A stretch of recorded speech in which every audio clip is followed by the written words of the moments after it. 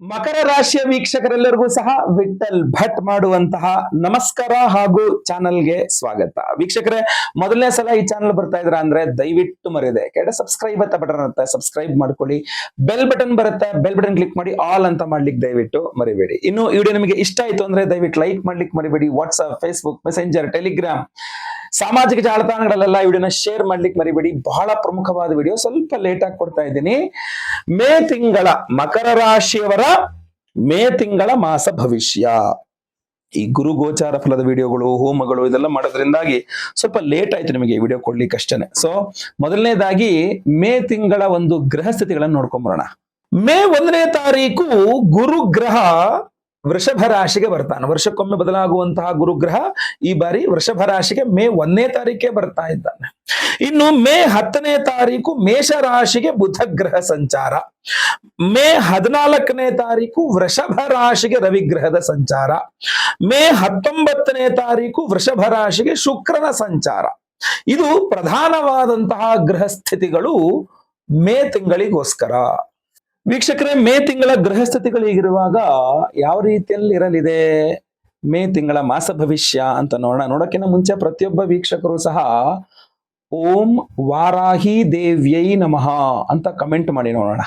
ಓಂ ವಾರಾಹಿ ದೇವ್ಯೈ ನಮಃ ಅಂತ ಯಾಕೆ ಹೇಳ್ತಾ ಇದ್ದೀನಿ ಇದನ್ನ ಅಂತ ವಿಡಿಯೋ ಎಂಡಲ್ಲಿ ನಿಮ್ಗೆ ಹೇಳ್ತೇನೆ. ಪ್ರತಿಯೊಬ್ಬರು ವಿಡಿಯೋ ಮುಗಿಯುವಷ್ಟಲ್ಲಿ ಕಮೆಂಟ್ ಮಾಡಿ, ಲಾಸ್ಟ್ ನಿಮ್ಗೊಂದು ವಿಶೇಷವಾದ ವಿಚಾರ ತಿಳಿಸ್ತೇನೆ. ನೋಡಿ, ಈ ರೀತಿಯಲ್ಲಿ ಗ್ರಹಸ್ಥಿತಿಗಳನ್ನ ನಿಮಗೆ ಹೇಳಿದನಲ್ಲ, ಈ ರೀತಿಯಲ್ಲಿ ಗ್ರಹಸ್ಥಿತಿಗಳಿದ್ದಾಗ ಬಹುಮುಖ್ಯವಾಗಿ ನೋಡ್ಬೇಕಾಗಿರೋದು ಮಕರ ರಾಶಿಯವರು ಬುಧನನ್ನ ನೋಡ್ಕೊಳ್ಬೇಕಾಗುತ್ತೆ. ಬುಧ ಗ್ರಹ ಮೊದಲ 10 ದಿನಗಳು ತೃತೀಯದಲ್ಲಿ ನೀಚ ಸ್ಥಿತಿಯಲ್ಲಿರ್ತಾನೆ ಅಂತಂದಾಗ ಮಕರ ರಾಶಿಯವರಿಗೆ ಮೇ ತಿಂಗಳ ಮೊದಲ 10 ದಿನಗಳು ಎಲ್ಲೂ ಸಾಲ ಹುಟ್ಟಲ್ಲ. ಸಾಲ ವಾಪಸ್ ಕೊಡ್ತೀನಿ ಅಂದವ್ರು ಯಾರೂ ಕೊಡಲ್ಲ. ತಂದೆಯವರ ಆರೋಗ್ಯ ಸ್ವಲ್ಪ ಹಾಳಾಗುವ ಸಾಧ್ಯತೆ ಇರ್ತದೆ 10ನೇ ತಾರೀಕಿನ ತನಕ, ಅಥವಾ ನಿಮಗೆ ನಿಮ್ಮ ತಂದೆಯವರ ನಡುವೆ ಜಗಳ ಮನಸ್ತಾಪಗಳಾಗುವ ಸಾಧ್ಯತೆ ಇರ್ತದೆ. ಸೊ ಅದರಿಂದ ಈ ಪಾಯಿಂಟ್ಸ್ ಗಳ ಬಗ್ಗೆ ಸ್ವಲ್ಪ ಜಾಸ್ತಿ ಗಮನ ಹರಿಸಿ. ಸೊ ಏನೇ ಇದ್ರು 10ನೇ ತಾರೀಕಿನ ನಂತರ ಈ ನಾನೇನ್ ನೆಗೆಟಿವ್ ವಿಷಯ ಇದೆಲ್ಲ ಅದೆಲ್ಲ ಪಾಸಿಟಿವ್ ಆಗಬೇಕು. ಸಾಲ ಸಿಗಬೇಕು, ಸಾಲ ಬೇಗ ಸ್ಯಾಂಕ್ಷನ್ ಆಗಬೇಕು, ತಂದೆಯವರಿಗೆ ಜೊತೆಗೆ ತುಂಬಾ ಚೆನ್ನಾಗಿ ಬಾಂಧವ್ಯ ಸಿಗಬೇಕು, ಪಿತ್ರಾಚಿತ ಸಮಸ್ಯೆ ಆಗಬಾರದು, ಅಥವಾ ಸಾಲ ನೀವು ಕೊಟ್ಟರೆ ಸಾಲ ಬೇಗ ವಾಪಸ್ ಸಿಗ್ಬೇಕು ನಿಮಗೆ ಮರಳಿ ಅಂತಂದ್ರೆ 10ನೇ ತಾರೀಕಿನ ನಂತರ ಪ್ರಯತ್ನ ಮಾಡಿ. ಒಳಗೆ ಬಹಳ ಕಷ್ಟ ಆಗ್ಬಿಡುತ್ತೆ ಅಂತ ಹೋಯ್ತಲ್ವಾ. ಇಲ್ಲಿ ವಿದ್ಯಾರ್ಥಿಗಳು ಬಹಳ ಮುಖ್ಯವಾಗಿ ಗಮನಿಸಬೇಕು. ಈ ಮಕರ ರಾಶಿ ವಿದ್ಯಾರ್ಥಿಗಳು ಮೇ ತಿಂಗಳಲ್ಲಿ ಸಿಕ್ಕಾಪಟ್ಟೆ ಜಗಳ ಮನಸ್ತಾಪಗಳು ಮಾಡ್ಕೊಂಡ್ಬಿಡ್ತೀರಾ ನೀವು. ಏನೋ ಕಾಲೇಜಲ್ಲಿ ಕೂಗಾಡೋದು, ಅಥವಾ ಕ್ಲಾಸಲ್ಲಿ ಕೂಗಾಡೋದು, ಅಥವಾ ಫ್ರೆಂಡ್ಸ್ ಜೊತೆಗೆ, ಅಥವಾ ಲೆಕ್ಚರರ್ಸ್ನ ಎದುರುತ್ತರ ಕೊಡೋದು, ಈ ತರ ಒಂಥರ ನಿಮ್ಮನ್ನ ಇವನ್ ಜಗಳ ಗಂಟ ಹುಡುಗ ಅಂತ ಮಾಡಿಟ್ಬಿಡ್ಬೋದು, ಹುಡುಗಿ ಅಥವಾ ಹುಡುಗ ಅಂತ ಮಾಡಿಟ್ಬಿಡ್ಬೋದು. ಈ ಸ್ಟೂಡೆಂಟ್ ತುಂಬಾ ಜಗಳ ಮಾಡ್ತಾನೆ ಈ ಸ್ಟೂಡೆಂಟ್ ಅಂತ. ಸೊ ಅದ್ರ ಬಗ್ಗೆ ಸ್ವಲ್ಪ ಗಮನ ಹರಿಸಿ. ಹಂಗಾಗದಂಗೆ ನೋಡ್ಕೊಳ್ಳಿ. ನಿಮ್ಗೆ ಏನೋ ಒಂಥರ ಸಮಸ್ಯೆ ಆಗ್ತಾ ಇದೆ, ಹೇಳ್ಕೊಳಕ್ ಆಗ್ತಾ ಇಲ್ಲ, ಅದನ್ನ ಬೇರೆ ತರ ತೋರಿಸ್ತಾ ಇದ್ದೀರಾ ನೀವು ಅಷ್ಟೇ ವಿದ್ಯಾರ್ಥಿಗಳು ಮೇ ತಿಂಗಳಲ್ಲಿ. ಉಳಿದಂತೆ ನೀವು ಓಕೆ, ಗುಡ್, ಏನ್ ತೊಂದರೆ ಇಲ್ಲ. ಬಟ್ ಇಡೀ ತಿಂಗಳು ನೀವು ಒಂದ್ ಸ್ವಲ್ಪ ಜಗಳ ಗಂಟರಾಗ್ಬಿಡ್ತೀರಾ. ಅದಾಗದಂಗೆ ನೋಡ್ಕೊಳ್ಳಿ. ವಿದ್ಯೆ ಮೇಲೆ ಗಮನ ಹರಿಸಿ, ಮಿಕ್ಕಿದೆಲ್ಲ ಆಮೇಲೆ ನೋಡ್ಕೊಂಡ್ರಾಯ್ತು. ಇಲ್ಲಿ ಬಹುಮುಖ್ಯವಾಗಿ ನಿಮ್ಮ ಆರೋಗ್ಯ ಬಹಳ ಚೆನ್ನಾಗಿರುತ್ತೆ. 14ನೇ ತಾರೀಕಿನ ತನಕ ಮಕರ ರಾಶಿಯವರ ಆರೋಗ್ಯ ಅದ್ಭುತವಾಗಿರುತ್ತೆ. ಬಟ್ ಮಕರರ 14ನೇ ತಾರೀಕಿನ ನಂತರ ರವಿಗ್ರಹ ನಿಮಗೆ ಪಂಚಮಕ್ಕೆ, 5ನೇ ಮನೆಗೆ ರವಿ ಹೋಗ್ತಾನಲ್ಲ, ಅಲ್ಲಿ ಶುಕ್ರನು ಬರ್ತಾನೆ 19ನೇ ತಾರೀಕಿನ ನಂತರ, ಆಯ್ತಲ್ವಾ. ಸೊ ಅಲ್ಲೊಂದ್ ಸ್ವಲ್ಪ ನಿಮಗೆ ನಿಮ್ಮ ವ್ಯಯಾಧಿಪತಿಯಾದ ಗುರುನು ಅಲ್ಲೇ ಇರ್ತಾನೆ. ನಿಮಗೆ ಗುರು ಬಲ ಸ್ಟಾರ್ಟ್ ಆಗುತ್ತೆ, ಸೂಪರೇ. ಬಟ್ ಅಷ್ಟಮಾಧಿಪತಿಯಲ್ಲಿ ಇರ್ತಾನಲ್ಲ, ಸೊ ಅದರಿಂದ ಸ್ವಲ್ಪ ವ್ಯತ್ಯಾಸ ಆಗಬಹುದು. ಬಟ್ ಮೇ ತಿಂಗಳ ಮೊದಲ 2 ವಾರಗಳು ಮಕರ ರಾಶಿಯವರಿಗೆ ಅದ್ಭುತವಾದ ಆರೋಗ್ಯ.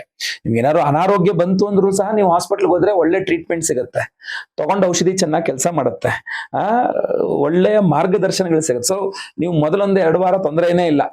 ಏನೇ ಇದ್ರು 3ನೇ ವಾರ 4ನೇ ವಾರ ಮಾತ್ರ ಸ್ವಲ್ಪ ಆರೋಗ್ಯದ ಬಗ್ಗೆ ಗಮನ ಹರಿಸಬೇಕಾಗತ್ತೆ. ಅವಿವಾಹಿತರಿಗೆ ವಿವಾಹದ ವಿಚಾರದಲ್ಲಿ ನೋಡ್ಲಿಕ್ಕೆ ಹೋದಾಗ ಒಂದ್ ಸ್ವಲ್ಪ ನಿಮಗೆ 14ನೇ ತಾರೀಕಿಂದ 19ನೇ ತಾರೀಕಿನ ತನಕ ಇನ್ನು ಬಿಟ್ವೀನ್ ಒಂದು 5-6 ದಿವಸ ಇದೆಯಲ್ಲ, ಅದು ಸ್ವಲ್ಪ ಅವಿವಾಹಿತರಿಗೆ ವಿವಾಹ ವಿಚಾರದಲ್ಲಿ ಪ್ರಯತ್ನ ಮಾಡ್ಲಿಕ್ಕೆ ಒಳ್ಳೆ ಟೈಮ್ ಅದು. ನಂತರ ಏನಾಗ್ಬಿಡುತ್ತೆ, ಗುರುಬಲ ಇದ್ರೂ ಸಹ ಶುಕ್ರ ರವಿ ಒಟ್ಟಿ ಯುತಿ ಆಗ್ಬಿಡ್ತಾರೆ, ರವಿ ಶುಕ್ರರು. ಮತ್ತೆ ಪುನಃ ರವಿಯ ಅಸ್ತಂಗತ ಆಗ್ಬಿಡ್ತಾನೆ, ರವಿಯ ಪವರ್ ನಿಮಗೆ ಸಿಗೋದಿಲ್ಲ. ಶುಕ್ರ ಅಸ್ತ ಆಗ್ಬಿಡ್ತಾನೆ, ರವಿ ಶುಕ್ರ ಇದಾಗ್ಬಿಡ್ತಾನೆ. ಸೊ ಅದರಿಂದ ಮತ್ತೆ ಪುನಃ ವಿವಾಹದ ವಿಚಾರದಲ್ಲಿ ಸ್ವಲ್ಪ ಅನುಕೂಲಗಳಾಗೋದಿಲ್ಲ. ಸೊ ಅದರಿಂದ ಮತ್ತೆ ರವಿ ಮುಂದಿನ ಮನೆಗೆ ಹೋಗ್ಬೇಕು. ಅಲ್ಲೊಂದ್ ಸ್ವಲ್ಪ ಗುರು ಬಿಡುಗಡೆ ಆಗ್ಬೇಕು, ಅಲ್ಲಿ ತನಕ ಸ್ವಲ್ಪ ಕಷ್ಟವೇ. ಅದರಿಂದ ಮಧ್ಯದಲ್ಲಿ ಒಂದು ಒಳ್ಳೆ ಟೈಮ್ ಹೇಳ್ತೀನಿ ನಿಮಗೆ, ಮೇ 14ರಿಂದ 19 ಟ್ರೈ ಮಾಡಿದ್ರೆ ಖಂಡಿತ ವಿವಾಹದ ವಿಚಾರಗಳಲ್ಲಿ ಅನುಕೂಲ ಆಗ್ಬಿಡುತ್ತೆ. ಜೊತೆಗೆ ಈ ಉದ್ಯೋಗದ ವಿಚಾರಗಳು ಬಹಳ ಗಮನಿಸಬೇಕಾದಂತಹ ವಿಚಾರಗಳೇ ಉದ್ಯೋಗದ ವಿಚಾರಗಳು. ಇಲ್ಲಿ ನಿಮಗೆ 14ನೇ ತಾರೀಕಿಂದ 19ನೇ ತಾರೀಕಿನ ತನಕ ನಿರುದ್ಯೋಗಿ ಮಕರ ರಾಶಿಯವರು ಉದ್ಯೋಗಕ್ಕೋಸ್ಕರ ಪ್ರಯತ್ನ ಮಾಡಿ ಪಟ್ಟಂತ ಬೇಗ ಕೆಲಸ ಸಿಗುತ್ತೆ. ಅದ್ರ ಮಧ್ಯಲ್ಲಾದ್ರೆ ಕೆಲಸಗಳು ಸಿಗೋದು, ಅದಕ್ಕಿಂತ ಮುಂಚೆ ಆದ್ರೂ ಸಹ ಸ್ವಲ್ಪ ಕಷ್ಟವೇ. ಬರೀ ವಾಗ್ದಾನಗಳು ಸಿಗುತ್ತೆ, ತಿಳಿಸ್ತೀವಿ, ಮೇಲ್ ಮಾಡ್ತೀವಿ, ಹಂಗೆ ಹಿಂಗೆ ಅಂತ. ಅದ್ರ ನಂತರ ಆದ್ರೂ ಅಷ್ಟೇ ಬರೀ ವಾಗ್ದಾನಗಳು ಸಿಗುತ್ತೆ, ಕೆಲಸ ಸಿಗಲ್ಲ. ಆಯ್ತಲ್ವಾ? ಆಲ್ರೆಡಿ ಕೆಲಸದಲ್ಲಿ ಇರ್ತಕ್ಕಂಥವ್ರು ನಾವು ಪ್ರಮೋಷನ್ ಟ್ರೈ ಮಾಡ್ಬೋದಾ, ಗುರುಬಲ ಬಂತು, ನಾವು ಸ್ಯಾಲರಿ ಹೈಕ್ಗೆ ಕೇಳ್ಬೋದಾ, ಗುರುಬಲ ಬಂತು, ನಾವು ಟ್ರಾನ್ಸ್ಫರ್ಗೆ ಕೇಳ್ಬೋದಾ, ಗುರುಬಲ ಬಂತಲ್ವಾ ಅಂತಂದ್ರೆ ಸ್ವಲ್ಪ ಸ್ವಲ್ಪ ವೆಯ್ಟ್ ಮಾಡಿ. ಇಷ್ಟು ದಿವಸನೇ ವೆಯ್ಟ್ ಮಾಡಿದ್ರೆ ಅಂತ ಇನ್ನೊಂದು ತಿಂಗಳು ವೆಯ್ಟ್ ಮಾಡ್ಬಿಡಿ, ಮೇ ತಿಂಗಳೊಂದು ವೆಯ್ಟ್ ಮಾಡ್ಬಿಡಿ, ಅದ್ರ ನಂತರ ಬೇಕಾದ್ರೆ ಪ್ರಯತ್ನ ಮಾಡಿ. ಆಯ್ತಲ್ವಾ? ಈ ಸಡನ್ ಆಗಿ ಬೇಡ, ಅಕಸ್ಮಾತ್ ಮಾಡೋಂಗಿದ್ರು ಸಹ ನೀವು ಮಾಡ್ಲೇಬೇಕು ಅಂದ್ರೆ ಮೇ ತಿಂಗಳು ಮೊದಲನೇ ವಾರದಲ್ಲಿ ಟ್ರೈ ಮಾಡ್ಬಿಡಿ. ಬೇಕಾದ್ರೆ ಈ ಸ್ಯಾಲರಿ ಹೈಕು, ಪ್ರಮೋಷನ್ ಇತ್ಯಾದಿ ಟ್ರೈ ಮಾಡೋರು ನಂತರ ಸ್ವಲ್ಪ ಕಷ್ಟ ಆಗ್ಬಿಡುತ್ತೆ. ಆಯ್ತಲ್ವಾ? ಅದು ಪೂರ್ಣವಾಗಿ ಹೇಳಕ್ಕಾಗಲ್ಲ, ಬಟ್ ಆದ್ರೂ ನಾವು ಅದೆಲ್ಲ ಗೊತ್ತಿರೋ ಕಡೆ ನಾವು ಟ್ರೈ ಮಾಡೇ ಮಾಡ್ತೀವಿ ಅಂತಂದ್ರೆ ಮೊದಲನೇ ವಾರದಾರು ಅನಿವಾರ್ಯತೆ ಇರೋರು ಮೊದಲನೇ ವಾರದಲ್ಲಿ ಟ್ರೈ ಮಾಡಿ. ಯಾಕಂದ್ರೆ ಮೇ ತಿಂಗಳಲ್ಲಿ ಸುಮ್ಮನೆ ಸ್ವಲ್ಪ ಸೈಲೆಂಟ್ ಆಗಿದೆ, ಗುರುಬಲ ಬಂದ ತಕ್ಷಣ ಆಕ್ಷನ್ ಇಳಿದ್ಬಿಡ್ಬೇಕು ಅಂತಿಲ್ಲ ಏನೋ ಉದ್ಯೋಗದ ವಿಚಾರಗಳಲ್ಲಿ. ಆಯ್ತಾ? ಇನ್ನು ವ್ಯಾಪಾರ ಲಾಭಗಳ ವಿಚಾರಕ್ಕೆ ಬಂದ್ರೆ ಮಕರ ರಾಶಿಯವರು ವ್ಯಾಪಾರದ ಲಾಭಗಳ ವಿಚಾರಕ್ಕೆ ಬಂದ್ರೆ ವ್ಯಾಪಾರ ಚೆನ್ನಾಗಾಗುತ್ತೆ, ಬಟ್ ಆ ಲಾಭಾಂಶದ ವಿಚಾರದಲ್ಲಿ ಜಗಳ ಮನಸ್ತಾಪಗಳಾಗ್ಬಿಡುತ್ತೆ. ನಿಮ್ಮ ಪಾರ್ಟ್ನರ್ಸ್ ನಿಮ್ಮ ನಡುವೆ ಜಗಳಗಳಾಗ್ಬಹುದು, ಕಸ್ಟಮರ್ಸ್ ಜೊತೆಗೆ ನೀವು ಜಗಳ ಮಾಡ್ಬಿಡ್ಬೋದು, ಇದೆಲ್ಲ ಜಾಸ್ತಿ ಇದೆ. ಅದಕ್ಕೆ ಅಂದ್ರೆ ನಿಮಗೆ ಏನು ಬಂಡವಾಳ ಇದೆಯೋ ಅದು ಮಾತ್ರ ಕೊಡ್ತೀವಿ, ಪ್ರಾಫಿಟ್ ಕೊಡಲ್ಲ ಅನ್ನೋ ತರ ಒಂದು ಮಾತುಕತೆಗಳು ಬಂದಾಗ ನೀವು ಒಂದ್ ಸ್ವಲ್ಪ ರೈಸ್ ಆಗ್ಬಿಡ್ಬೋದು. ನನ್ ಪ್ರಾಫಿಟ್ ತಿಂದ್ಬಿಟ್ರೆ ನಾನು ಏನಕ್ಕೆ ಮಾಡ್ಬೇಕು ಅನ್ನೋ ತರ ಮನಸ್ಥಿತಿ ಬಂದ್ಬಿಡ್ಬೋದು. ಸರ್ಕಾರದಿಂದ ಇಷ್ಟು ಬಿಡುಗಡೆ ಆಗಿ ಬರ್ಬೇಕಾಗಿರುವಂತದೆಲ್ಲ ಬಿಡುಗಡೆ ಆಗಿ ಬರದೇನೆ ಸ್ವಲ್ಪ ದುಡ್ಡುಗಳು ಅಲ್ಲಿ ಸ್ವಲ್ಪ ಸ್ಟಕಪ್ ಆಗಿದ್ರಿಂದ ಸ್ವಲ್ಪ ಜಗಳ ಮಾಡ್ಬೇಕಾದ ಪರಿಸ್ಥಿತಿ ಬಂದ್ಬಿಡ್ಬೋದು. ಸ್ವಲ್ಪ ಎಲ್ಲೋ ಒಂದ್ ಕಡೆ ಬಿಸ್ನೆಸ್ ಮಾಡ್ತಾ ಇರುವಂತ ಮಕರ ರಾಶಿಯವರು ನಿಮ್ಮ ಪಾಲಿನ ಲಾಭವನ್ನು ತಗೊಳಕ್ಕೆ ನೀವು ಕೋರ್ಟಿನ ಮೆಟ್ಲು ಎತ್ತಬೇಕಾದ ಪರಿಸ್ಥಿತಿಯೋ, ಜಗಳ ಮಾಡಬೇಕಾದ ಪರಿಸ್ಥಿತಿಯೋ, ಸ್ವಲ್ಪ ಹಾರ್ಶ್ ಆಗಿ ಬಿಹೇವ್ ಮಾಡಬೇಕಾದಂತಹ ಪರಿಸ್ಥಿತಿಯೋ ಕಂಡು ಬರ್ತಾ ಇದೆ. ಅದು ಮಾಡಿದ್ರೆ ಲಾಭ ಬರ್ತಿದ್ರೆ ಬರಲ್ಲ ಏನೋ ಅಂತ. ಮೇ ತಿಂಗಳಲ್ಲಂತೂ ಬರಲ್ಲ, ಇನ್ ಮುಂದೆ ಜೂನ್ ನಿಂದ ಆಚೆಗೆ ಬರ್ಬಹುದೇನೋ. ಮೇ ತಿಂಗಳಲ್ಲಿ ಬರ್ಲಿಲ್ಲ ಅಂದ್ರೂ ಪರವಾಗಿಲ್ಲ, ನಾನು ಕಸ್ಟಮರ್ಸ್ ಜಗಳ ಮಾಡ್ಕೊಂಡು ಹಾಳು ಮಾಡ್ಕೊಳಲ್ಲ, ನನಗೇನ್ ತೊಂದ್ರೆ ಇಲ್ಲ, ಜೂನಲ್ಲೇ ಬರ್ಲಿ ಅನ್ನಂಗಿದ್ರೆ ಸಾವಧಾನವಾಗಿರುವಂತದ್ದು ತುಂಬಾ ಒಳ್ಳೇದು. ಇಲ್ಲಿ ಸ್ವಲ್ಪ ಸಹೋದರರ ಜೊತೆಗೆ ಅಣ್ಣ ತಮ್ಮಂದ್ರ ಜೊತೆಗೂ ಜಗಳ ಮಾಡ್ಕೊಂಡ್ಬಿಡ್ತೀರಾ ಈ ತಿಂಗಳಲ್ಲಿ ಅಂತ ಕಂಡು ಬರ್ತಾ ಇದೆ. ಸೊ ಅದು ಆಗದಂಗೆ ಸ್ವಲ್ಪ ನೋಡ್ಕೊಳ್ಳಿ. ತಾಯಿ ಆರೋಗ್ಯನೂ ಒಂದ್ ಸ್ವಲ್ಪ ಹಾಳಾಗಬಹುದು. ಯಾಕೆ ಅಂತಂದ್ರೆ ತಂದೆ ಹಾಗೂ ತಾಯಿ ಈ ಇಬ್ರದ್ದು ಸಹ ಏನಾಗ್ಬಿಡುತ್ತೆ, ಮೊದಲು 10 ದಿನಗಳು ತಂದೆಯವರ ಆರೋಗ್ಯ ಸ್ವಲ್ಪ ಹಾಳಾದ್ರೆ ತಂದೆಯವ್ರು ಹುಷಾರಾದ್ರೂ ಸರ್ ತಾಯಿಯವ್ರಿಗೆ ಹುಷಾರಿಲ್ದಂಗೆ ಆಗೋಯ್ತು ಇವಾಗ ಅನ್ನೋ ತರ ಪರಿಸ್ಥಿತಿ ಬಂದ್ಬಿಡ್ಬೋದು. ತಂದೆ ತಾಯಿಯರ ಆರೋಗ್ಯವನ್ನು ಸ್ವಲ್ಪ ಹೆಚ್ಚಿನ ಗಮನ ಇಟ್ಟು ಅವರಿಗೆ ಸ್ವಲ್ಪ ಚೆನ್ನಾಗಿ ಸೇವೆ ಮಾಡಿ. ತಂದೆಯವ್ರು ರಿಕವರ್ ಆಗ್ಬಿಡ್ತಾರೆ, 10ನೇ ತಾರೀಕು ಆದ ನಂತರ ತಂದೆಯವ್ರು ರಿಕವರ್ ಆಗ್ಬಿಡ್ತಾರೆ. ತಾಯಿದೇ ಒಂದ್ ಸ್ವಲ್ಪ ಎಳೆದಾಡುತ್ತೆ ಅಂತ ಕಂಡು ಬರ್ತಾ ಇದೆ ಮಕರ ರಾಶಿಯವರ. ತಾಯಿ ಆರೋಗ್ಯದ ಬಗ್ಗೆ ಸ್ವಲ್ಪ ಚಿಂತಾಕ್ರಾಂತ, ಸ್ವಲ್ಪ ಓಡಾಡಬೇಕು ಅಂತ ಕಂಡು ಬರ್ತಾ ಇದೆ. ಅದನ್ನ ಒಂದ್ ಸ್ವಲ್ಪ ಮೇಂಟೈನ್ ಮಾಡ್ಕೊಳ್ಬೇಕಾಗತ್ತೆ ನೀವು, ಗೊತ್ತಾಯ್ತಲ್ವಾ? ಇನ್ನು ಬಹುಮುಖ್ಯವಾಗಿ ಅವಿವಾಹಿತರಿಗೆ ವಿವಾಹದ ವಿಚಾರದಲ್ಲಿ ಅನುಕೂಲವಾಗತ್ತಾ, ದಾಂಪತ್ಯ ಜೀವನ ಹೆಂಗಿರುತ್ತೆ ಈ ತಿಂಗಳು ಅಂತ ಕೇಳಲಿಕ್ಕೆ ಹೋದ್ರೆ, ಅವಿವಾಹಿತರಿಗೆ ವಿವಾಹದ ವಿಚಾರ ಪ್ರಯತ್ನ ಮಾಡ್ತಕ್ಕಂಥದ್ದು ಎಷ್ಟು 14ನೇ ತಾರೀಕಿಂದ 19ನೇ ತಾರೀಕು ಒಂದು ವಾರ ಪ್ರಯತ್ನ ಮಾಡ್ಕೊಳ್ತಕ್ಕಂಥದ್ದು. ಇನ್ನು ದಾಂಪತ್ಯದ ವಿಚಾರಗಳು ಬಂದಾಗ ಸ್ವಲ್ಪ ನಿಮಗೆ ದಾಂಪತ್ಯದ ವಿಚಾರ ಬಂದ್ರೆ ನಾನು ನಿಮಗೊಂದು ಇದು ವಿಚಾರ ಒಂದು ಸಲಹೆ ಏನ್ ಕೊಡ್ತೀನಿ ಅಂದ್ರೆ, ಸ್ವಲ್ಪ ಮೌನ ಮಾಡಿ ಈ ತಿಂಗಳು ಮೇ ತಿಂಗಳಲ್ಲಿ ಅಂತ. ಇಲ್ಲ ಅಂದ್ರೆ ಸುಖ ಸುಮ್ಮನೆ ಯಾವುದೋ 3ನೇ ವ್ಯಕ್ತಿಯಿಂದಾಗಿ ನಿಮ್ಮ ದಾಂಪತ್ಯದಲ್ಲಿ ಸ್ವಲ್ಪ ಜಗಳ ಮನಸ್ತಾಪಗಳು ಬರ್ಬೋದು. ಯಾವುದೋ 3ನೇ ವ್ಯಕ್ತಿ ಬಂದು ಏನೋ ಒಂದು ನಿಮ್ಮ ಲೈಫ್ ಪಾರ್ಟ್ನರ್ ಬಗ್ಗೆ ನಿಮ್ಮ ಹತ್ರ ಅಥವಾ ನಿಮ್ಮ ಬಗ್ಗೆ ನಿಮ್ಮ ಲೈಫ್ ಪಾರ್ಟ್ ಬಾಳ ಸಂಗಾತಿ ಹತ್ರ ಹೇಳಿ ಇಬ್ಬರ ಮಧ್ಯದಲ್ಲಿ ಏನೋ ಒಂದ್ ಸ್ವಲ್ಪ ಇದ್ ಮಾಡ್ತಾರೆ. ಅದಕ್ಕೆ ಸ್ವಲ್ಪ ಮೌನ ಮಾಡ್ಬಿಟ್ರೆ ಹಾಗೂ ಸ್ವಲ್ಪ ಕ್ಲಾರಿಟಿಗಳು ಕೊಡ್ಬೇಕಾಗತ್ತೆ. ನಿಮ್ಮ ಬಾಳ ಸಂಗಾತಿಗೆ ಸ್ವಲ್ಪ ಓಪನ್ ಅಪ್ ಆಗಿ ಮಾತಾಡ್ಬೇಕಾಗತ್ತೆ. ಅವ್ರ ಜೊತೆಗೆ ಜಗಳ ಮನಸ್ತಾಪಗಳ ವಿಚಾರ ಒಂದು ಸ್ವಲ್ಪ ಮೌನ ಮಾಡ್ಬಿಡ್ಬೇಕು. ಜಾಸ್ತಿ ವಿಚಾರನ ಜಗಳಕ್ಕೆ ಹೋಗ್ದಂಗ್ ನೋಡ್ಕೋಬೇಕು. ನೀವು ಒಂಚೂರು ಏನೋ ಇಗ್ನೈಟ್ ಆಗೋದು, ಪ್ರವೋಕ್ ಆಗೋದು ಮಾಡ್ಬೋದು, ಮೌನ ಮಾಡ್ಬಿಡ್ಬೇಕು. ಇಲ್ಲ ಅವ್ರು ಶಾಂತವಾಗಿದ್ದಾರೆ, ಎಕ್ಸ್ಪ್ಲೇನ್ ಮಾಡಿದ್ರೆ ಅವ್ರು ಕೇಳ್ತಾರೆ ಅಂದಾಗ ಮಾತ್ರ ಸ್ವಲ್ಪ ವಿಚಾರ ವಿನಿಮಯನ ಮಾಡ್ಕೊಳ್ಬೇಕು ಸ್ವಲ್ಪ ಈ ಒಂದು ಜೂನ್ ತಿಂಗಳಲ್ಲಿ. ಆಯ್ತಾ? ಆದ್ರೂ ಸಹ ಸಂತಾನಕ್ಕೆ ಪ್ರಯತ್ನ ಮಾಡತಕ್ಕಂಥವ್ರು ಖಂಡಿತವಾಗಿ ಮಾಡಿ. ಪಂಚಮದ ಗುರು, ಬಟ್ ಏನಾಗುತ್ತೆ, ರವಿನೂ ಅಲ್ಲೇ ಬರೋದು, ಶುಕ್ರನೂ ಅಲ್ಲೇ ಬರೋದು, ಗುರುನೂ ಅಲ್ಲೇ ಇರ್ತಾನೆ. ಇದು ಸ್ವಲ್ಪ ಆ ಕಾಂಬಿನೇಷನ್ ಸಂತಾನಕ್ಕಷ್ಟು ಇದು ಮಾಡಲ್ಲ. ಬಟ್ ಆಮೇಲೆ ಇನ್ನೊಂದೇಂದ್ರೆ ಗಂಡ ಹೆಂಡತಿ ಮಧ್ಯೆ ಸ್ವಲ್ಪ ಅನ್ಯೋನ್ಯತೆ ಕಡಿಮೆ ಆದಾಗ ಸಂತಾನಕ್ಕೆ ಪ್ರಯತ್ನ ಮಾಡೋ ಪ್ರಶ್ನೆಗಳು ಸ್ವಲ್ಪ ದೂರ ಆಗ್ಬಿಡ್ತವೆ. ಆಯ್ತಾ? ಸೊ ಅದಕ್ಕೆ ಹೇಳಿದ್ ನಾನು, ಈ ಮೇ ತಿಂಗಳಲ್ಲಿ ದಾಂಪತ್ಯದ ವಿಚಾರಗಳು ಒಂದ್ ಸ್ವಲ್ಪ ಅಷ್ಟಿದಾಗಿಲ್ಲ. ಇನ್ನು ರೈತರ ವಿಚಾರಕ್ಕೆ ಬಂದ್ರೆ, ಕೃಷಿ ವಿಚಾರಕ್ಕೆ ಬಂದ್ರೆ, ರಾಹು ಹಾಗೂ ಕುಜನ ಯುತಿ ಇರತಕ್ಕಂಥದ್ದು ಖಂಡಿತವಾಗಿ ರೈತರಿಗೆ ಅಷ್ಟೆಲ್ಲ ಉತ್ತಮವಾಗಿ ಕಂಡು ಬರ್ತಾ ಇಲ್ಲ.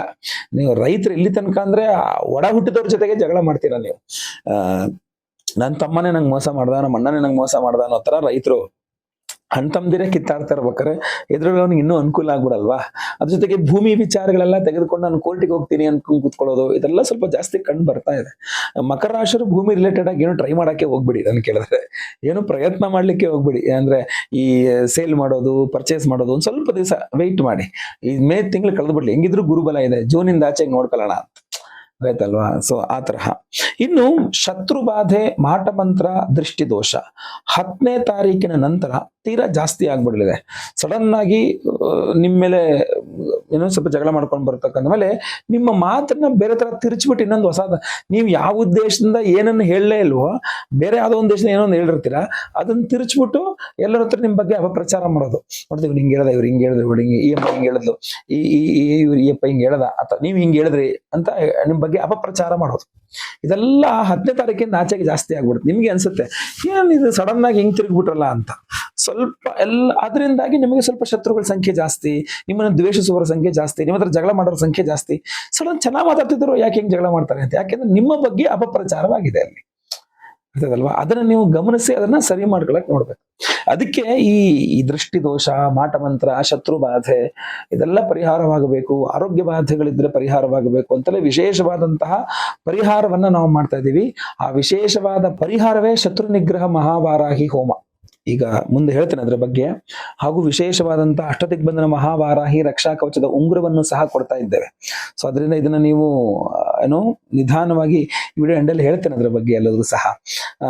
ಅದಕ್ಕೋಸ್ಕರ ನಾನು ಸ್ಟಾರ್ಟಿಂಗ್ ಅಲ್ಲಿ ನಿಮಗೆ ಕಮೆಂಟ್ ಮಾಡಿ ಅಂತ ಹೇಳಿದ್ದು. ವಾರಾಹಿ ಹೋಮ ಮಾಡ್ತಾ ಇರೋದ್ರಿಂದಾಲೇ ನಿಮಗೆಲ್ಲೋ ಅದ್ರ ಬಗ್ಗೆ ಗೊತ್ತಾಗ್ಲಿ ಅಂತ ಹೇಳಿ, ಆಯ್ತಲ್ವಾ. ಮೇ ತಿಂಗಳ ಎಲ್ಲ ಸಮಸ್ಯೆಗಳ ಪರಿಹಾರ ಅಷ್ಟೇ ಅಲ್ಲ, ಮೇ ತಿಂಗಳು ಅಂತಲ್ಲ, ನಿಮಗೆ ಮುಂದೆ ನಂತರವೂ ಸಹ ನಿಮ್ಮ ವಿಶೇಷವಾದಂತಹ ಸಮಸ್ಯೆಗಳಿಗೆ ವಿಶೇಷವಾದ ಪರಿಹಾರ. ಏನಪ್ಪಾ ವಿಶೇಷ ಪರಿಹಾರ ಅಂತಂದ್ರೆ ಸೊ ಪರಿಹಾರ ಏನಪ್ಪಾ ಅಂದ್ರೆ 2 ಪರಿಹಾರ ಹೇಳ್ತೇನೆ. ಒಂದು, ಈ ವಿಡಿಯೋದ ಎಂಡ್ ಅಲ್ಲಿ ನಿಮ್ಗೊಂದು ವಿಶೇಷವಾದ ಮಂತ್ರವನ್ನು ತಿಳಿಸ್ತೇನೆ. ಆ ಮಂತ್ರವನ್ನ ಡೈಲಿ ಒಂದು 18ರಿಂದ 21 ಬಾರಿ ರಿಪೀಟ್ ಮಾಡ್ಕೊಂಡು ಕೇಳ್ತಾ ಇರಿ. ನಿಮ್ಗೆ ಅದ್ಭುತವಾದಂತಹ ಒಂದು ಸುದರ್ಶನ ಮಂತ್ರವನ್ನು ಕೊಟ್ಟಿದ್ದೇನೆ ಈ ವಿಡಿಯೋ ಎಂಡ್ ಅಲ್ಲಿ. ಇನ್ನು ಸುದರ್ಶನ ಮಂತ್ರದಂತೆ ಸುದರ್ಶನ ಹೋಮ ಆದ್ರೆ ನೆಕ್ಸ್ಟ್ ಪವರ್ಫುಲ್. ಸೊ ಅದರಿಂದ ಪರಿಹಾರ ಸ್ವರೂಪವಾಗಿ ನಾವು ಮೇ 8ನೇ ತಾರೀಕು ಇವತ್ತಲ್ವಾ, ಇದು ಏನು ಮೇ ತಿಂಗಳ ಸಮಸ್ಯೆಗಳ ಪರಿಹಾರಕ್ಕೆ ಅಂತಲ್ಲ, ನಿಮ್ಮ ಎಲ್ಲಾ ಸಮಸ್ಯೆಗಳ ಪರಿಹಾರಕ್ಕೆ ಅನ್ನುವ ಕಾರಣಕ್ಕೋಸ್ಕರ ಮಾಡ್ತಾ ಇರೋದು. ಸೊ ಪರಿಹಾರ ಏನಪ್ಪಾ ಅಂದ್ರೆ ಮೇ 8ನೇ ತಾರೀಕು ಅಮಾವಾಸ್ಯೆ ಚೈತ್ರ ಮಾಸದ ಅಮಾವಾಸ್ಯೆ ಅವತ್ತಿನ ದಿವಸ ನಮ್ಮ ಯಾಗಶಾಲೆಯಲ್ಲಿ ಒಂದು ವಿಶೇಷವಾದಂತಹ ಹೋಮ ಮಾಡ್ತಾ ಇದ್ದೇವೆ. ನಿಮ್ಮೆಲ್ಲರ ಶತ್ರುಗಳ ಬಾಧೆ ನಿವಾರಣ, ದೃಷ್ಟಿ ದೋಷಗಳ ನಿವಾರಣ, ಮಾಟ ಮಂತ್ರಗಳ ನಿವಾರಣ, ಕೋರ್ಟು ಕಚೇರಿ ಸಮಸ್ಯೆಗಳಿಂದ ನಿವಾರಣೆ ಮಾಡ್ಲಿಕ್ಕೋಸ್ಕರವಾಗಿ ಬಹಳ ಮುಖ್ಯವಾಗಿ ಶತ್ರು ನಿಗ್ರಹ ಮಹಾವಾರಾಹಿ ಹವನವನ್ನು ಮಾಡ್ತಾ ಇದ್ದೇವೆ. ಶತ್ರು ನಿಗ್ರಹ ಮಹಾವಾರಾಹಿ ಹವನ, ಅದರ ಜೊತೆಯಲ್ಲಿ ಅಷ್ಟದಿಗ್ಬಂಧನ ಮಹಾ ಸುದರ್ಶನ ಹವನ ನೋಡಿ. ಆ 2 ವಿಶೇಷವಾದ ಹೋಮಗಳನ್ನು ಮಾಡಿ ಈ ವಿಶೇಷವಾದ ಉಂಗುರವನ್ನು ಕೊಡ್ತಾ ಇದ್ದೇವೆ. ಈ ಉಂಗುರ ಏನಪ್ಪಾ ಅಂತಂದ್ರೆ ನೋಡಿ, ಅಷ್ಟದಿಗ್ಬಂಧನ ಮಹಾವಾರಾಹಿ ರಕ್ಷಾ ಉಂಗುರವನ್ನು ಕೊಡ್ತಾ ಇದ್ದೇವೆ. ಈ ಒಂದು ವಿಶೇಷವಾದ ಉಂಗುರ ನಾನು ಹಾಕೊಡಿನಲ್ಲ, ಈ ತರ ಈ 3 ಬೆರಳಲ್ಲಿ ಯಾವ್ದಾದ್ರು ಒಂದು ಬೆರಳಲ್ಲಿ ಹಾಕೋಬಹುದು. ನೀವು ತೋರು ಬೆರಳಿರ್ಬೋದು, ಮಧ್ಯದ ಬೆರಳಿರ್ಬೋದು, ಉಂಗುರದ ಬೆರಳಿರ್ಬೋದು. ಈ 3 ಬೆರಳುಗಳಲ್ಲಿ ಯಾವ್ದಾದ್ರು ಒಂದು ಬೆರಳಲ್ಲಿ ಬಲಗೈನಲ್ಲಿ ಹಾಕೊಳ್ಳಿ ಇದನ್ನ. ಇದು ನಿಮಗೆ ಎಲ್ಲ ಮಾಟ ಮಂತ್ರ, ದೃಷ್ಟಿ ದೋಷ, ಶತ್ರು ಬಾಧೆ, ಈ ತರ ಎಲ್ಲ ಬಾಧೆಗಳನ್ನ ಪರಿಹಾರ ಮಾಡಿ ಒಂದು ರಕ್ಷಣೆ ಸಿಗ್ತದೆ. ಹಿಂದಿನ ಬಾರಿ ಹೋದ ವರ್ಷ ನಾನು ಈ ಉಂಗುರ ಕೊಟ್ಟಿದ್ದೆ. ಬಹಳಷ್ಟು ಜನರ ಕೈಯಲ್ಲಿ ಇರಬಹುದು, ಇದ್ರೆ 1 ವರ್ಷ ಓಲ್ಡ್ ಆಗಿದೆ ಅದು, ಆದ್ರಿಂದ ಸ್ವಲ್ಪ ಪವರ್ ಡೌನ್ ಆಗಿರುತ್ತೆ. ಅದನ್ನ ಹರಿಯುವ ನೀರಿನಲ್ಲಿ ಹಾಕಿ ವಿಸರ್ಜನೆ ಮಾಡಿ, ಅಥವಾ ಅಶ್ವತ್ಥ ಮರ ಅಥವಾ ನಿಮ್ಮ ಇದಿರುತ್ತಲ್ಲ ಏನು ಅರಳಿ ಕಟ್ಟೆ ಅಂತಿರಲ್ಲ, ಅಲ್ಲಿ ತಗೊಂಡೋಗಿ ಅದನ್ನು ವಿಸರ್ಜನೆ ಮಾಡಿ ಬನ್ನಿ. ಇದನ್ನ ಸಂಕಲ್ಪ ಸೇವೆ ಕೊಟ್ಕೊಳ್ಳಿ. ಈ ವರ್ಷದ ಹೊಸ ಉಂಗುರ ಕೊಡ್ತೇವಲ್ಲ, ಇದನ್ನ ಧಾರಣೆ ಮಾಡ್ಕೊಳ್ಳಿ. ಬಹಳ ಪವರ್ಫುಲ್. ಹಿಂದಿನ ಸಲ ಅಂತೂ ನಾವು ಹೋಮ ಮುಗಿದ ಮೇಲೂ ಕೂಡ ಬಹಳಷ್ಟು ಜನ ಕೇಳಿದ್ದಾರೆ, ಬಟ್ ನಾವು ಯಾರಿಗೂ ಕೊಡಕ್ಕಾಗಿಲ್ಲ. ಯಾಕೆಂದ್ರೆ ಇದು ಕೇವಲ ಹೋಮದ ಸಂಕಲ್ಪ ಸೇವೆ ಕೊಟ್ಟವರಿಗೆ ಮಾತ್ರ. ಹೋಮ ನಡೆದ ದಿವಸ ಮಧ್ಯಾಹ್ನ ಮೇಲೆ ನೀವು ಫೋನ್ ಮಾಡಿದ್ರು ಕೂಡ ಇದು ಸಿಗಲ್ಲ ನಿಮಗೆ. ಸೊ ಆದ್ರಿಂದ ಸಂಕಲ್ಪ ಸೇವೆಗೆ ಹೆಸರು ಕೊಡೋರು ದಯವಿಟ್ಟು ನಿಮ್ಮ ಹೆಸರು, ಗೋತ್ರ ಗೊತ್ತಿದ್ರೆ ಗೋತ್ರ, ನಕ್ಷತ್ರ ಗೊತ್ತಿದ್ರೆ ನಕ್ಷತ್ರ, ನಿಮ್ಮ ರಾಶಿ ಹಾಗೂ ನಿಮ್ಮ ವಿಳಾಸವನ್ನು ಬೇಗ ವಾಟ್ಸಪ್ ಮಾಡ್ಕೊಳ್ಳಿ. ನೋಡಿ, ಅಷ್ಟದಿಗ್ಬಂಧನ ಮಹಾವಾರಾಹಿ ರಕ್ಷಾ ಕವಚ, ಇದನ್ನ ಶತ್ರು ನಿಗ್ರಹ ವಾರಾಹಿ ಹೋಮ, ಅಷ್ಟದಿಗ್ಬಂಧನ ಮಹಾ ಸುದರ್ಶನ ಹವನ, ಸ್ವಯಂವರ ಪಾರ್ವತಿ ಹವನ. ಅವಿವಾಹಿತರಿಗೆ ವಿವಾಹ ಸಿದ್ಧಿ ಆಗಬೇಕು, ವಿವಾಹಿತರಿಗೆ ಅನ್ಯೋನ್ಯಸಿಕ ದಾಂಪತ್ಯ ಜೀವನ ಸಿಗಬೇಕು, ಸ್ವಯಂವರ ಪಾರ್ವತಿ ಹೋಮ ಮಾಡ್ತಾ ಇದ್ದೇವೆ. ಗುರು ಶಾಂತಿ, ಶನಿ ಶಾಂತಿ ಸಹಿತ ಮಹಾ ನವಗ್ರಹ ಶಾಂತಿ ಹೋಮವನ್ನು ಮಾಡ್ತಾ ಇದ್ದೇವೆ. ಅಷ್ಟಮ ಶನಿ, ಪಂಚಮ ಶನಿ, ಸಾಡೆ ಸಾತಿ ಏನಿದ್ರು ಪರಿಹಾರವಾಗಬೇಕು. ನೋಡಿ, ಈ ಒಂದು ಉಂಗುರ ನಿಮಗೆ ಇದು ಎಲ್ಲಾ ವಿಶೇಷವಾದಂತಹ ಹೋಮಗಳಲ್ಲಿ ಎನರ್ಜೈಸ್ ಆಗಿ ನಿಮಗೆ ಕಳಿಸ್ಕೊಡ್ತಕ್ಕಂಥದ್ದು. ಸೊ ದಯವಿಟ್ಟು ಈ ಉಂಗುರನ ಪ್ರತಿಯೊಬ್ಬರು ಸಹ ಧಾರಣೆ ಮಾಡ್ಕೊಳ್ಳಿ. ಏನು ಇಲ್ಲ, ಸಿಂಪಲ್, ಸ್ಕ್ರೀನ್ ಮೇಲೆ ಇರ್ತಕ್ಕಂಥ ನಂಬರ್ಗೆ ನಿಮ್ಮ ಹೆಸರು, ಗೋತ್ರ ಗೊತ್ತಿದ್ರೆ ಗೋತ್ರ, ನಕ್ಷತ್ರ ಗೊತ್ತಿದ್ರೆ ನಕ್ಷತ್ರ, ನಿಮ್ಮ ರಾಶಿ ಹಾಗೂ ನಿಮ್ಮ ವಿಳಾಸವನ್ನ ವಾಟ್ಸ್ಆಪ್ ಮಾಡ್ಕೊಂಡ್ರೆ ಆಯ್ತು. ಒಳ್ಳೇದಾಗ್ಲಿ. ವಿಡಿಯೋ ಇಷ್ಟ ಆದರೆ ದಯವಿಟ್ಟು ಲೈಕ್ ಮಾಡ್ಲಿಕ್ಕೆ ಮರಿಬೇಡಿ. ವಾಟ್ಸ್ಆಪ್, ಫೇಸ್ಬುಕ್, ಮೆಸೆಂಜರ್ ಎಲ್ಲ ಕಡೆ ಸಾಮಾಜಿಕ ಜಾಲತಾಣಗಳಲ್ಲಿ ವಿಡಿಯೋನ ಶೇರ್ ಮಾಡ್ಲಿಕ್ಕೆ ದಯವಿಟ್ಟು ಮರಿಬೇಡಿ. ಈಗ ನಾನು ಒಂದು ವಿಶೇಷವಾದ ಮಂತ್ರ ಪರಿಹಾರವನ್ನು ಹೇಳ್ತೇನೆ, ಎಲ್ಲರಿಗೂ ಸಹ ಒಳ್ಳೇದಾಗ್ಲಿ. ಲೋಕ ಸಮಸ್ತ ಸುಖಿನೋ ಭವಂತು. ನಾರಾಯಣ ನಾರಾಯಣ ನಾರಾಯಣ. ಓಂ ಕ್ಲೀಂ ಕೃಷ್ಣಾಯ ಗೋವಿಂದಾಯ ಗೋಪೀಜನವಲ್ಲಭಾಯ ಪರಾಯ ಪರಮಪುರುಷಾಯ ಪರಮಾತ್ಮನೆ ಪರಕರ್ಮ ಮಂತ್ರ ಯಂತ್ರೌಷಧ ಅಸ್ತ್ರ ಶಸ್ತ್ರಾಣಿ ಸಂಹರ ಸಂಹರ ಮೃತ್ಯೋರ್ಮೋಚಯ ಮೋಚಯ. ಓಂ ನಮೋ ಭಗವತೆ ಮಹಾಸುದರ್ಶನಾಯ ದೀಪ್ತ್ರೇ ಜ್ವಾಲಾಪರೀತಾಯ ಸರ್ವದಿಕ್ಷೋಭಣಕರಾಯ ಹುಂ ಫಟ್ ಬ್ರಹ್ಮಣೇ ಪರಂಜ್ಯೋತಿಷೇ ಸ್ವಾಹಾ.